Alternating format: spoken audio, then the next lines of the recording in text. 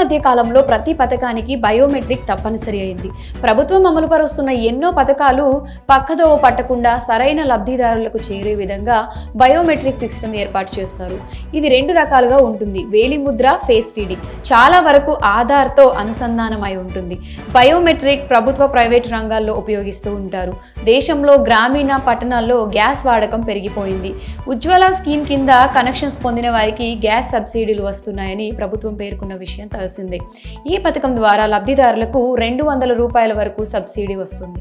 మిగతా వారికి మార్కెట్ ధరకే గ్యాస్ సిలిండర్ కొనుగోలు చేయాల్సి ఉంటుంది. తాజాగా గ్యాస్ వినియోగదారులకు సంబంధించిన ఓ న్యూస్ సోషల్ మీడియాలో వైరల్ అవుతుంది.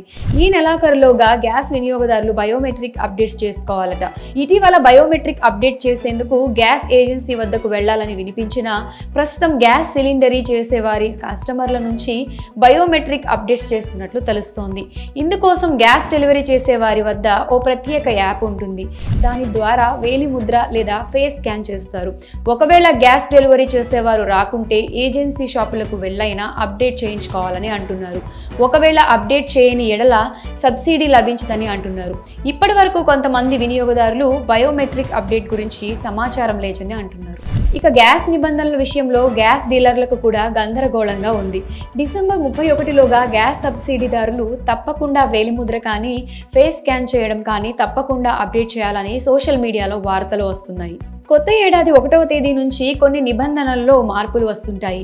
వాటిని ముందుగానే గమనించి పనులు చేసుకుంటే ఇబ్బందులు ఉండవని, లేదంటే ఆర్థికంగా నష్టాలు వచ్చే అవకాశం ఉందని అంటున్నారు.